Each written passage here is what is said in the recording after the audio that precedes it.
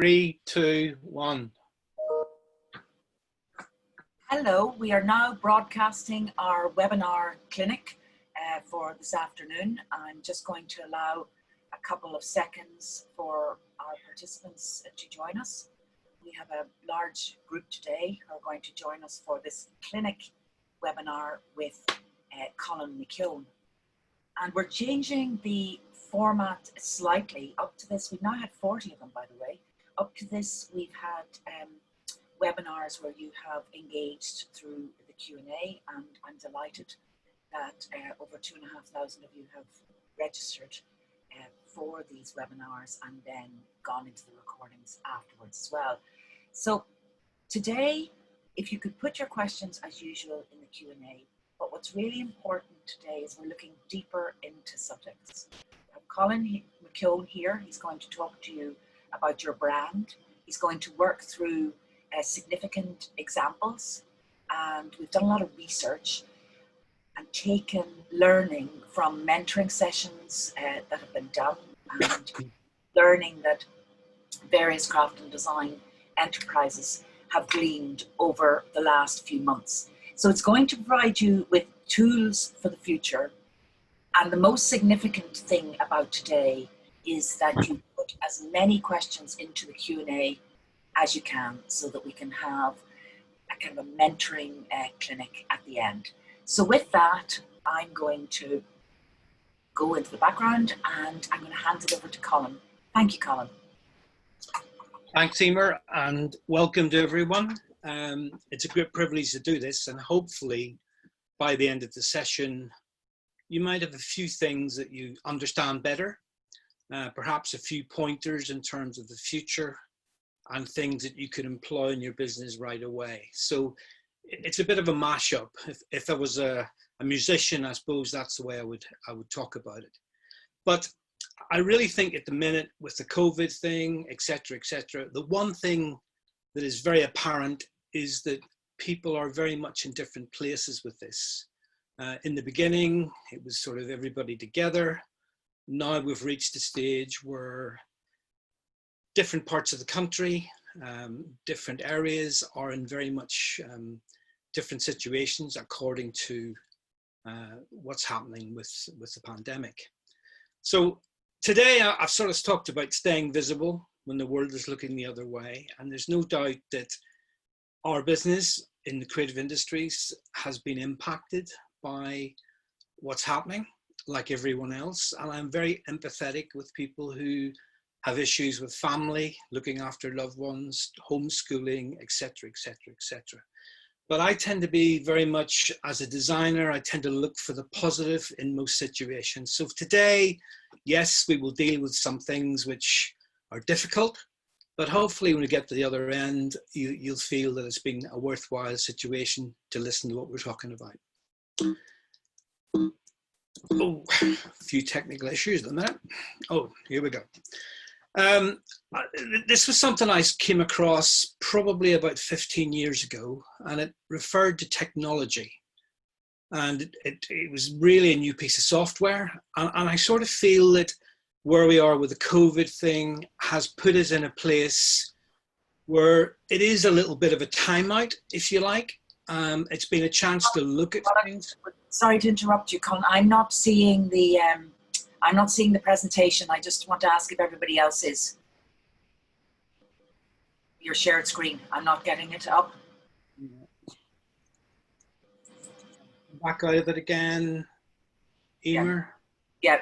And not seeing the presentation. The audience is coming back. No, not seeing it. You may need to go again. And I'm sorry for disturbing you, Colin, and putting you off. Okay. So I need to go out and come back in again. Okay.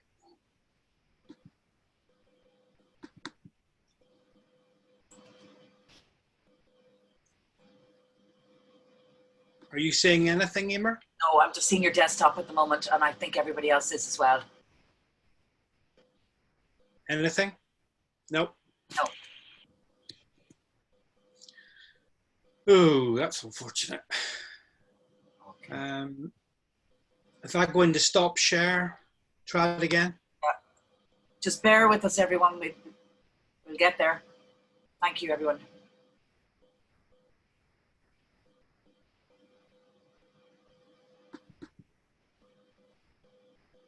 Okay, brilliant. And I think we're good. everybody okay? Staying visible. I think everybody's okay. Thanks. Great. I'll see you again. Do apologize for that, everyone. Quickly moving on. So this was a poster I came across a number of years ago going through an airport, and it referred to a piece of technology software and the impact that it would have on society, on business, etc., etc. And it's always remained with me because it's one of those copy lines that you think, my goodness, I wish I'd thought of that. It's just wonderful. And I sort of think, relating it to COVID, I think we are in a place where it is a little bit of a timeout. A lot of us are readjusting our priorities. We're perhaps enjoying things that we haven't enjoyed for years. So I'm just using this as our precursor to what I'm going to talk about. I quite definitely think that we've had a situation over the last number of years where technology, the development of technology, the number of businesses that have been changed or altered, I'm thinking travel, music, what have you, where technology has driven a new culture of accessing services and products. I also think that we've been living in a world with too many choices and lots of clutter. And when you talk about branding, when you talk about how do you get cut through for customers, how do you get your products out there, one of the most difficult areas to be in is one where there's just so much competition and so much information. And if you take the information that we're inundated with through smartphone, through emails, etc., etc., etc., there's no doubt that it has had a massive influence on how people buy things, why they buy them, and what they buy them for. Traditionally, a lot of you have probably been in the clicks and mortar situation where you will have your product in shops, could be in the local town, local city, whatever it happens to be, but you've also been online. And sometimes the ability to be in a shop in your local area can be quite good in terms of, most people like that. They like to feel they can walk into a shop, see their product, talk to customers, talk to retailers, etc., etc. So it is something that we've all been doing. I would also add in markets to that a lot of you will be selling in markets and shops, and also a little bit online. I sort of feel it's time to invest in you. I think the difficulty with where we've been is that the pace of change, the pace of having to keep up with your business, your demands, retailers, people online wanting orders, etc., etc., has really swamped a lot of people. When you're in a small business, it's very difficult to keep up with all those aspects of making, creating, and then getting it to market. So some of the things I would think about is, 360 view of your business. Now, what do I mean by that? Well, I sort of think that in the creative business, in the creative industries, we're very good at talking up the positives and perhaps like quietly ignoring the negatives. So I think it's a sort of warts and all view of your business, what's been selling, what hasn't been selling, what have been the difficulties, maybe in manufacture, getting access to new materials, etc., etc., etc. I think we are also in a space where you can now begin to focus on what is important to you. And I'm thinking about what's important to you now in terms of what you need to do to keep going. And certainly in the future in terms of how you can move your product on, how you can develop your brand, and how you can reach a point where you have a sustainable business which is giving you a decent return as the person that's making everything happen. I also think businesses have learnt that the ability to pivot and become more agile is absolutely important. Big organizations struggle to do this because they've got lots of employees, they've got lots of legal reasons why they can't do things. I think when you're small, it's much more easy to say, tomorrow I'm going to be concentrated on this, and these are the plans and the ways in which I will make that happen.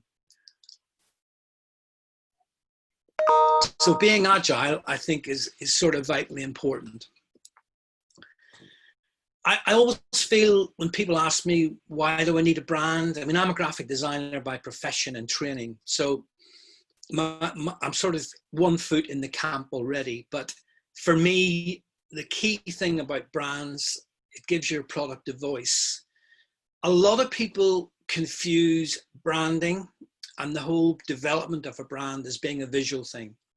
That's only part of it. It's much more about that emotional connection with your customers and providing something or creating something where every time they see your logo, they have an idea of who you are, where you come from, what you make, what it would be good for, etc., etc., etc. So when I talk about giving your product a voice, that's exactly what I'm talking about. Up to a number of years ago, and I'm old enough to remember the old world when it was very much analog. Advertisers, brands, products were just broadcast at consumers, and hopefully people bought them. We're now in a world which is much more scientific. It's driven by technology, it's driven by big data, it's driven by research. And I also think the key thing for everyone now is to try to get your head around the fact that you're in a relationship with your end users. It's you and them. It's about them going from being perhaps a customer to a follower, and then ultimately to an advocate of what you do. So I always think if you're in that sort of situation, your marketing, how you portray your product, your service, you as the designer or maker, expecting to say something back. And that's where social media, I think, can be so powerful. And what I'd be suggesting as a designer is that if you're working on a new product range or a new colorway or whatever it happens to be, don't be afraid to pop things on Instagram and perhaps have a discussion with some of the people that follow you to try to get some buy-in from potential people that may buy it in the future. Coming back to the cluttered world, I think the other thing that brands do really well is get that emotional connection with your end users. Good branding will do this. And we're going to talk about good branding later on. Brands also create difference. They add value to what you do, and they will connect your product to your customers.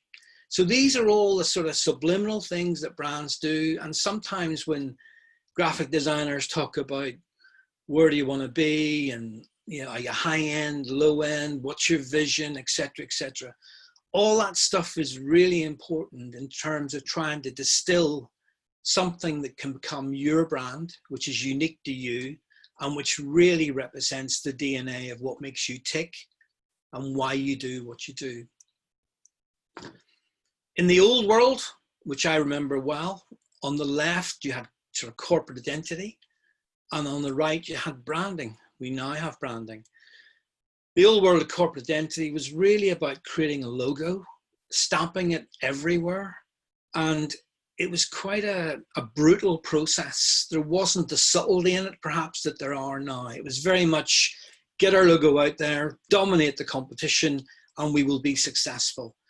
And every square inch of a lot of organizations, you would see the logo, you would see the colors, the imagery.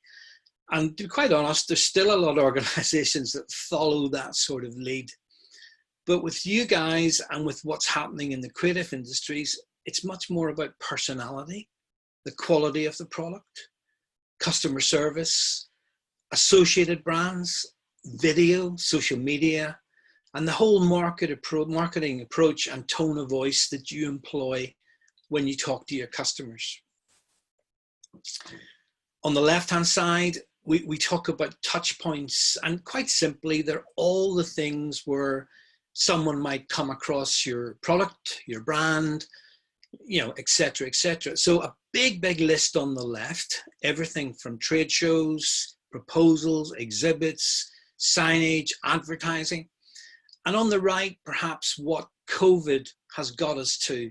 But you can still see it's a very healthy list. And there are a lot of opportunities there to develop your brand, to promote it, and promote your products and what you do.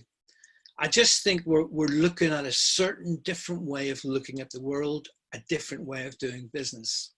But there's no doubt, I believe passionately, that no matter what happens in the future, we still have tools which will allow you to do what you're doing. I just wanted to do this as a little bit of an example, because when people say to me, why are brands, why should I pay for a brand? Will I do it myself, etc., etc.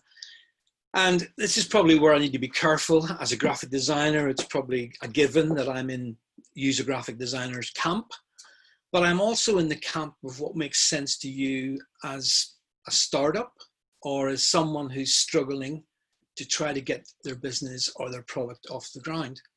So what I did here was pick some rather interesting plates, let's say. And for example, this may be how Avoca would promote those plates. This might be how IKEA would promote the plates.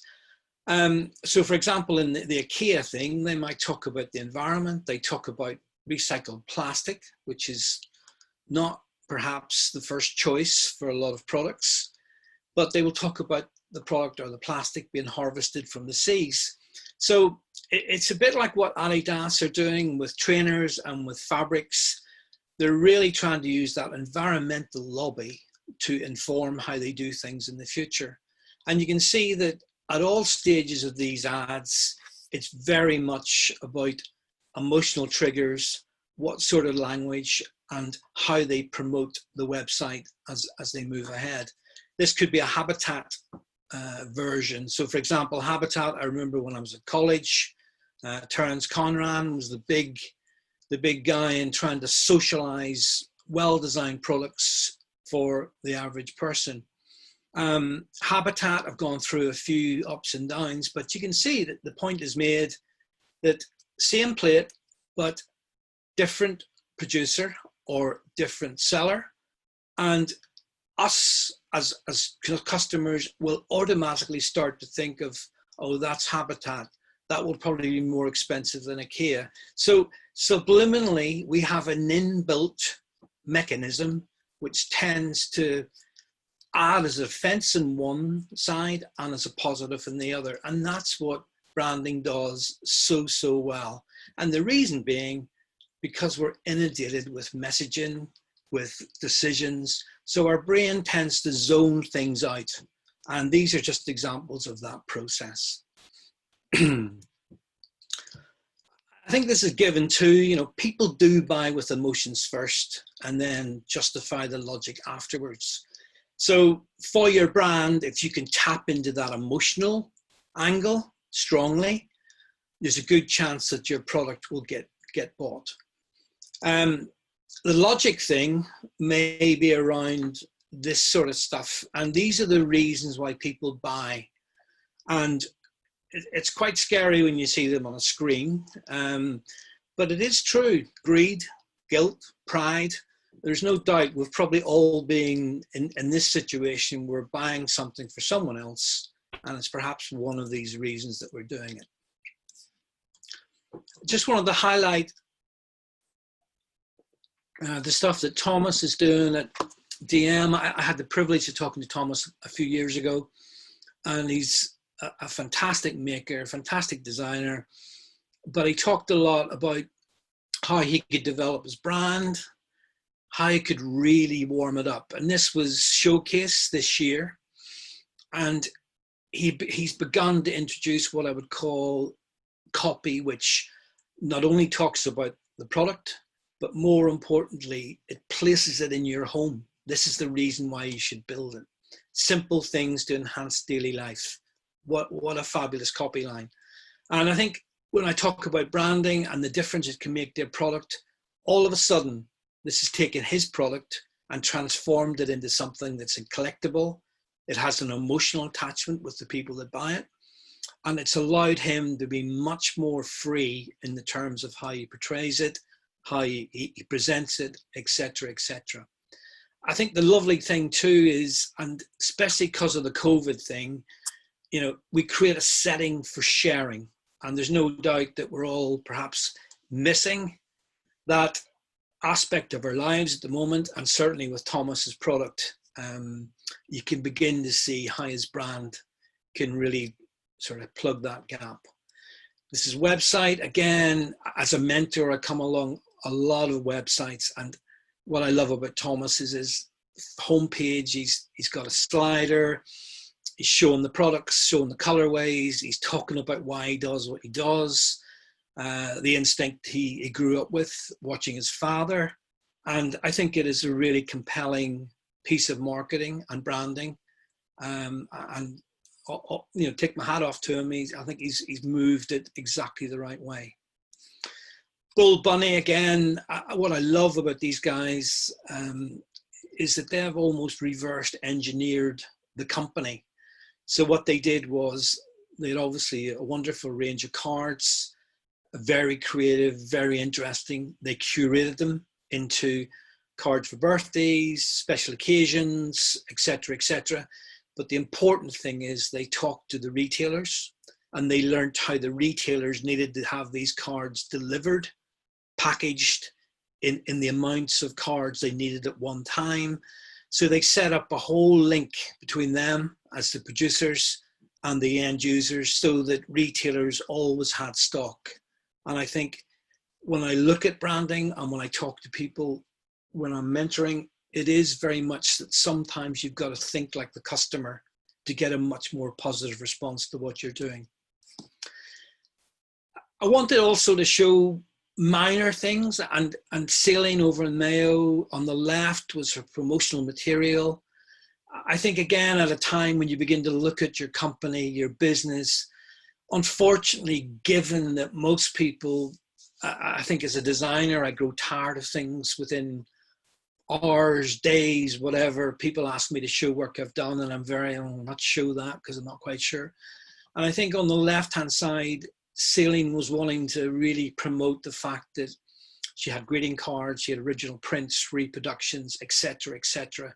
So again, this was showcase, and this was her new stand, and it really sets out her stall in terms of where her market needs to be and where she would like to take the business she's in. So again, a simple refresh, a simple rebrand, call it whatever you want. I call it a refresh, but all of a sudden, Céline has something that she can use for a number of years in numerous shows. And I must admit, it was very successful for her, and long may it continue. I think where we are at the minute, and just to come back to that, there's no doubt that online exhibitions and shows may become the norm for the foreseeable future. And I would really recommend you look at things like Crafty Fox in London, who have gone into that area and how they are doing it. And basically they have a lot of makers who they list online. They will then promote them through Instagram, and you basically pop on and you can buy product. So I think in really encouraging you to perhaps look at how you do business in the future, this may be an area that you could put some time into. I also think the big thing about now is coming back to the clutter. Edit, edit, edit. I can't say that enough about when I ask people about their story. You know, they can give me a very long-winded thing. But I think the world has got a very short attention span. I think it's really important that whatever information you're putting out there, it's concise, it's quick, and it's to the point. And just looking at what Crafty Fox are doing, these are some examples of makers, Cheeky Hats, for example, and then the other guys here who are doing the stuff, you know, the wilderness thing on the right. And I think it's a great test if you can put together on an A4 sheet of paper, perhaps a photograph of your product or several photographs, a piece of copy about you, what you do, your logo, your website, and how you get in touch with you. And I think this is a great discipline. And given that I've just said that I think online world may be the way things will be for the foreseeable future, these are the sort of elements that you will need to really maximize your potential in that sort of world. Again, jeweler, silver skin jewelry on the left, And again, reconnection, another skincare product on the right. A great discipline, and something that I think if you had a cup of coffee and a spare half hour, you know, could I put something like that together? Well, I think you can. The other thing is, there's always this thing about images on smartphones being used online. I think the smartphone is an incredible piece of technology. It enables video, it enables contacts with the world, it enables you to buy and sell. But I also think looking at magazines, increasingly magazines don't necessarily have budget to shoot stuff. So I think it would be really worth your while perhaps to look at having some key images photographed professionally. And I'm accepting that budget can be always the issue. But it may be that you can do a trade-off with a local photographer. But what we're looking for perhaps is what you do done as cutouts, done as images that a magazine could use in a feature, etc., etc. The other thing I would really consider is whether you do shoot a short video. If you're not terribly good at perhaps putting words together, there's no doubt that a short video can be fantastic in terms of helping your website, helping your story as you move things forward. And again, given the technology that we have, the apps that are available, within reason, you can put together something pretty good, which you can use on your social media. When you're thinking about photography, think about how you could art direct the images, how you can portray what you do. And deliberately, I've shown some very, very simple stuff and just how well it can look when it's properly lit. And again, you know, there's lots of information out there as to how you can do that, how you can filter light just to make things look a little bit better. The jewelry on the right, again, perhaps using some colored discs just to give it a little bit of a different feel. When you're talking about a range, I always think too, there's nothing better than having, this could be a range of skincare products, for example, and it's great to show how the whole range can look. Great for retailers that you're perhaps gonna still be involved with, and obviously great for your website in terms of its homepage. I also think packaging is going to make the difference. Having said that, online may well be the way that things go in the future. Well, let's be honest, the one thing is you can produce beautiful products, but if they arrive and they're not very good and the whole expectation doesn't equate to when the person saw it to begin with, it's not going to be very impressive. So I think packaging also will be major going forward. A great example of Irish Linen House, and they're very, very, well, they have a daughter who has done a design and PR course. And I talked to her at Showcase, and she had taken on the responsibility of rebranding the family business. Never easy, I can imagine. But I think she's done a wonderful job in terms of the branding, the packaging, taking the products, napkins, etc., etc. And all of a sudden you're thinking, my goodness, they look absolutely fantastic, very sellable. If you're looking for a gift, something you want to bring to someone else, how beautiful are the things that you've created.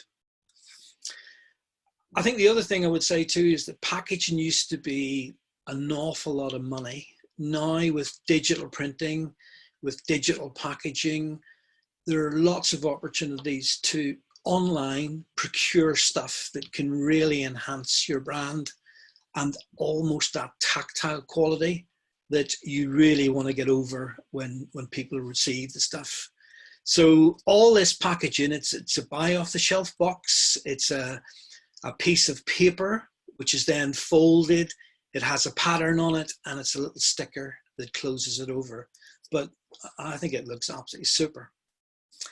Bare Essentials, I've always loved the fact that the product looks gorgeous, it's colorful.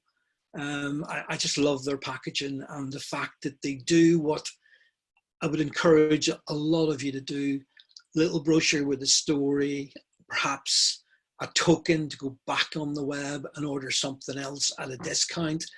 think like a retailer as you go forward, but I think their stuff is absolutely beautiful. And consider tins. The environmental thing is massive, and sometimes we tend to default to card. Tins are also very environmentally friendly, and I would suggest, depending on what you do, consider tins as a great way to package your product. I love this too. On the left, you have an example of, you know, a Polaroid, which has been included in a nice package, something that you could possibly employ in your marketing in order to enhance your brand story, get your product talked about. On the right, you have a major retailer in Zara, and they have taken the whole recycling thing as the reason why their box is fairly plain, you know, in a buff card, etc., etc. And again, it's a bit like the future copy line. I would love to have thought this up, you know, and it really, you know exactly where they're coming from, and you know exactly why you will accept that sort of package. Final thing I want to talk about is user experience, and user experience is major, and all it means is how people find your business. Was it easy to buy from you? Did I get an email from you? Did I get a way of the person thank me for what I was doing? So user experience is massive, absolutely massive. And it's the things that keep organizations up at night. No matter what you buy in the world now, there will be a review happening on your phone. There will be some sort of review of what you thought. Was our service good? Was the postage okay? Amazon have built the business on that sort of data. So take it on board that it's very much part of what you do as well. If you look at a business, these are probably an awful lot of the elements that you will have as part of your business. You know, understanding your customers, their personas. Like personas is just identifying perhaps the lifestyle of, you know, different sorts of customers that perhaps have bought from your business. The more you know about your customers, the more chance you have of selling to them. The brand story, the photography, the product, well designed and made. I can tell you that quality and good design and good pricing and a guarantee are sort of givens in business now. They're not, you know, a big thing anymore. We take it that we're buying it, it'll be good quality, and there will be some sort of guarantee perhaps in terms of if there's an issue as people go forward. But when you actually look at your business in this sort of form, you can begin to think about the different aspects that need to be addressed. And I think it helps you plan as you move things into the future.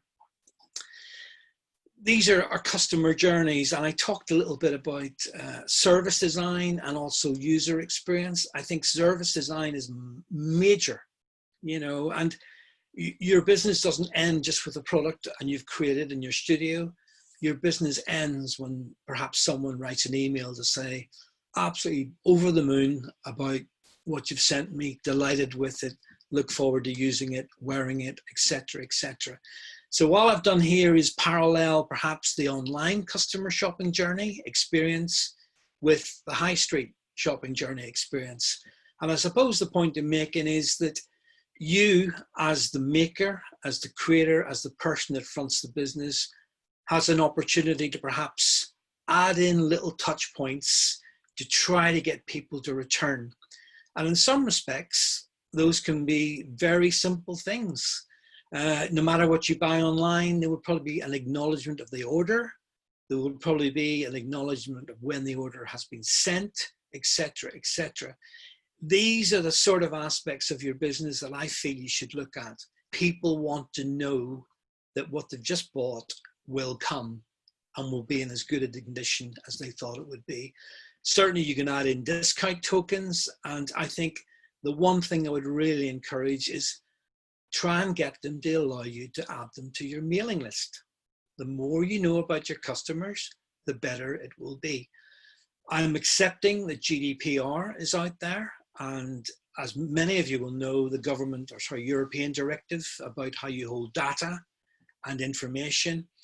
But you can get around that. You can tell people there's going to be cookies on your site, etc., etc. But I think you really should begin to look at your business this way, from the customer back, as opposed to just thinking, I do this, someone will buy it. The bottom one, the high street journey, a lot of parallels with the online, but the one thing you can't control is perhaps the shop assistant's having a bad day. They haven't given them the return voucher or the discount token. They haven't asked, can they add them to the mailing list? So those are aspects that you can't control. Whereas on the online situation, I think you've a very good attempt at doing that.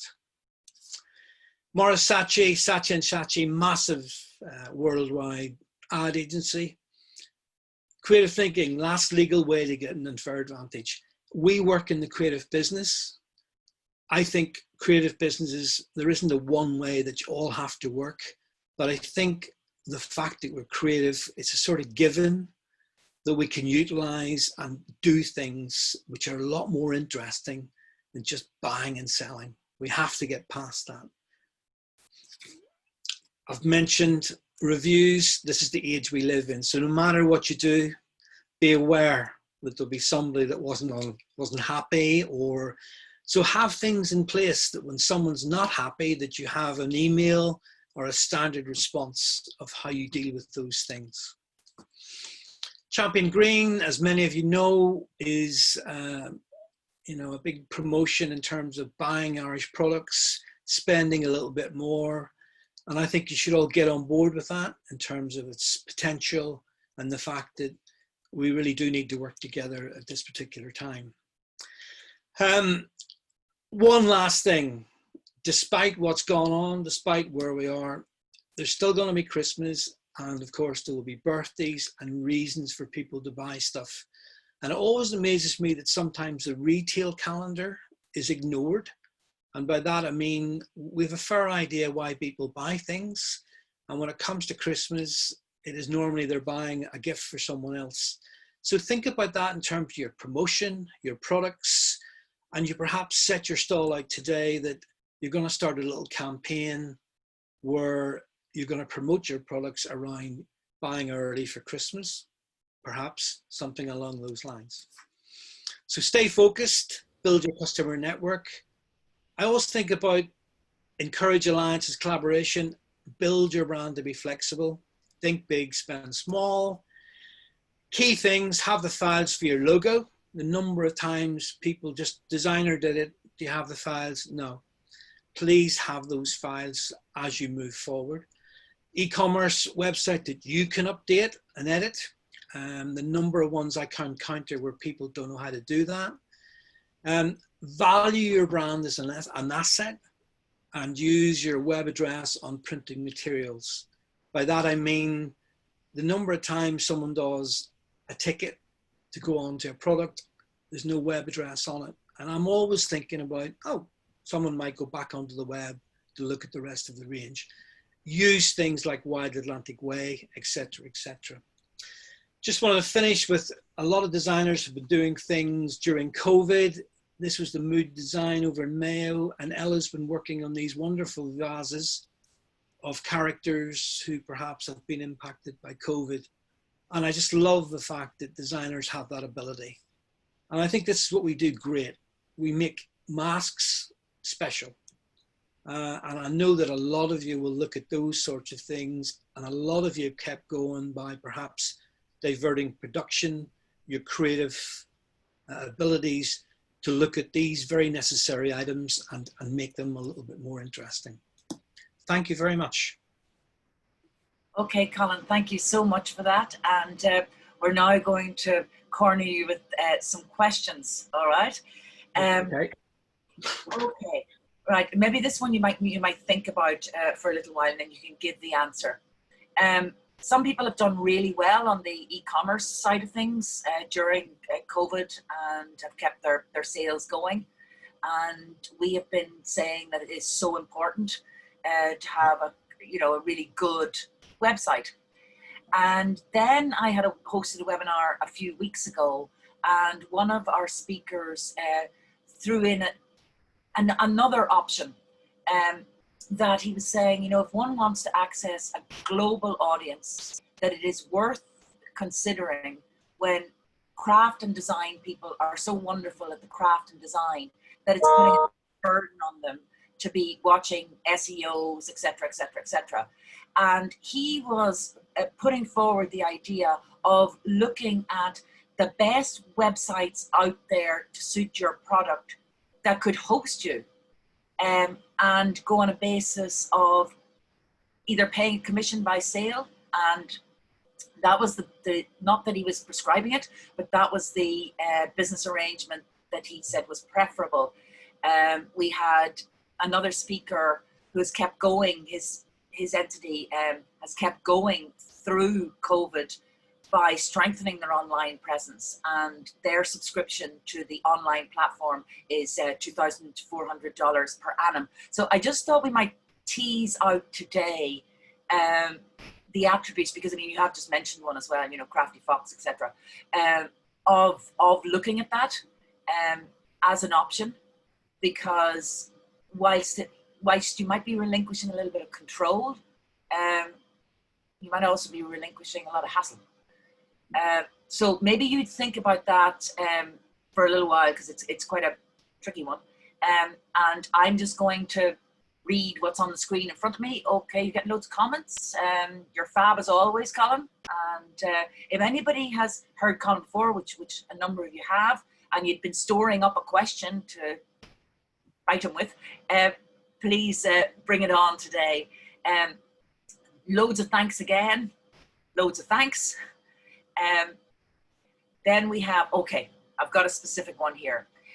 If you make sculpture and want to make a retail range, is it a good idea to create a separate brand? If a separate brand, is it best to have a completely separate, i.e. social media and website, or keep both on the same website and associated with each other? It's all about diagonal thought. Do you have anything to say on that one?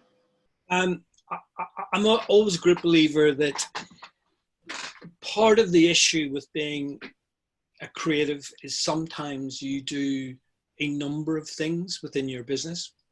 And when you're a sculptor, generally that can fit into exhibitions and galleries and commissions from government, etc., etc.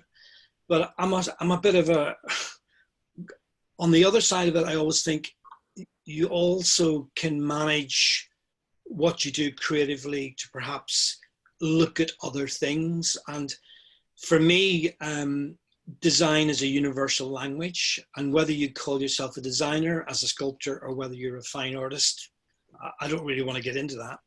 But I always think it's what brings you the most value, and that value can be creatively in terms of it makes you feel good inside, or value in terms of, you know what, I can make money from this and I can continue to enjoy what I do. So I would suggest that if you're moving into an area where it's quite different from what you do traditionally, don't muddy the waters. The number of websites I see where it's sort of halfway in one area and halfway in the other. And by that, I mean, there's lots of websites where if you're an artist trying to go after a commission, you may have a long list of commissions, galleries you've shown in, et cetera, et cetera, et cetera. If you're trying to sell a product, customers aren't really interested in all that. They're just interested in the product, perhaps, and it's more of a short story. So I would suggest, to answer the question very quickly, develop a separate brand, which can be a subset of what you do.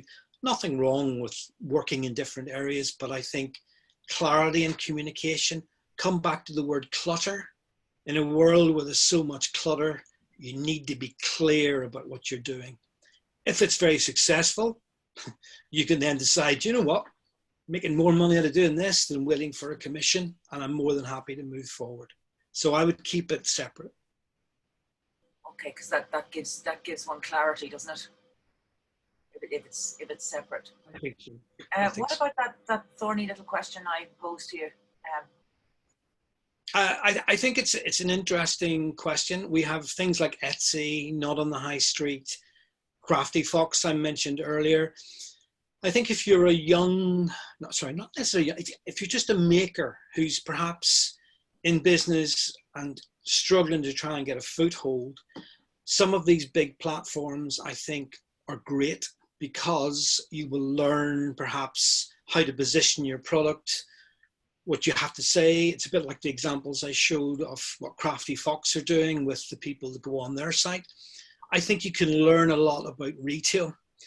Not on the high street, started off as, a lot of ambition, but it's tended, if you look at the work now, to be quite similar, in my opinion. They tend to have a very sort of one-dimensional view of who's on there. And I'm not sure that people who aren't good in terms of, yeah, that stuff will definitely sell, actually get a look in.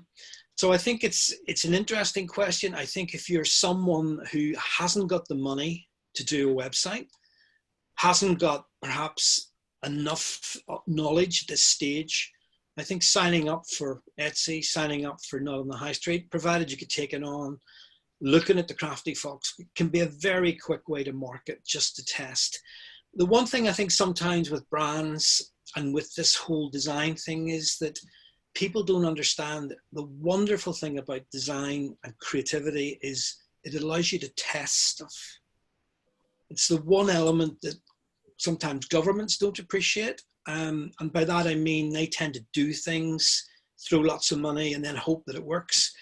Designers, we can think something up. We can put it on Instagram. We can see what the reaction is. And based on that, we can then begin to develop the product. So I am not in either camp, other than to say that when these big platforms gets lots and lots of people on them, the curation aspect can be quite difficult. And by that, I mean, is your product strong enough that you will get through that? You'll be able to promote it in order to maximize the opportunity. But look at it both ways. You may decide in a year's time, you know what, I'm going to develop my own site. But I'm a great believer if you can develop on the back of someone else and then use that experience, that's common sense. My ma told me that a lot of years ago. So I would suggest a bit of common sense. And the other thing I would say is where websites are concerned, you've Squarespace, you've Wix, you've an awful lot of platforms out there. Now, you either go to a company to build a website, or you perhaps look at one of those platforms. It simply depends on what you want to do. If you're going to have lots of traffic back and forward to a site with lots of imagery, you need to have a fairly healthy hosting package. Plus, you might look at something like WordPress, which is, I think, a third of the world's websites are built in WordPress. But the final thing I would say is make sure you control it. Make sure you can change images, change copy, that you control the information that's going on there. Far too often, I say to people, this is out of date. Oh, the website are moved to America. I haven't been speaking to him for 6 months, and therefore I have no control over what's been done. So either or, whatever works for you. Okay, I think that's given us very good food for thought. So basically what we're saying is that at the beginning in business, it'll be useful to piggyback. And I'd agree with that because you're coping with so many other aspects of your business that, I mean, I just think craftspeople are just expected to do, too much within that first 3 year period. It's really, really stressful. And as our other speaker said, that when you get to the more advanced maturity, not more advanced stage, that it can be useful for diversification. That if someone has a very, very sophisticated platform that's getting global penetration, that you could, if it's well curated, you could, and it shares your values and everything, you could piggyback on that piece as well. Now, something that I'm going to plug you for is, if we've got people who are, say, less than 3 years in business, from your brand perspective, I would like them to leave here today with 3 or 4 key items that you think are absolutely essential, in addition to what you've just been talking about. It's essential that you understand that a logo isn't a brand. It's just a touch point. Now, it's a very important touch point, but people agonize over logos. The number of people I will mentor who will say, I've got my brand, and then they'll show me a logo. And I feel brand has to cover, obviously, the basic elements, getting started, have a business card. I mean, it might sound a bit old world, and forgive me, but the number of people who, can you give me your, I don't have a card or whatever, have a postcard. And these things are as cheap as chips to produce now. So use Canva, use some of those digital platforms where you can do the graphics yourself, just to make what you're doing a little bit more professional. So business card, I think, is vital, or postcard. I think after that, have a web presence in terms of something that perhaps talks about you, your product. I think sometimes there's a bit of I need to have all this stuff day one. And if you're in shops, I would be sort of suggesting with a point of sale. The number of, I was in the dock in Carrick-on-Shannon before Christmas, and I love going there because of a lot of history down there, and just wandering around, the number of products that didn't really have any information about the maker, the creator, didn't have even a price ticket. So I think, again, those elements could be produced really, really quickly. Think of what you expect as a consumer to see, and then apply that to your own business. And I think that's a good starting point. I can tell you, business cards, postcards, bit of point of sale, it's like €100. I mean, it's not going to rock the bank in terms of the expense of it, but it could just be the difference if you're walking into a retailer for the first time. You're able to say, and here's my brand, and here's my postcards, and by the way, I'm doing a little offer of 10% off the first order, etc., etc. So think like a retailer.